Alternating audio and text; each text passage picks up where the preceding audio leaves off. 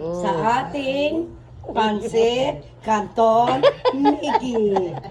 Ah, di ba? Yes. Alright. Ayan, lulutuin na yan sa Lulutuin mamagitan siya. ng pagpapakulo niya sa Ayan. kanyang sarili. Very taste. Ang sarap. Ayan, sinasamahan po natin ang kailangan kasayahan. Tagos sa puso ng masarap. Alright. Alright. See? Lagi pa isang pang sandok. Ah, sige, okay na to. Okay na. Ito yung Pakuluin na lang. sa sauce.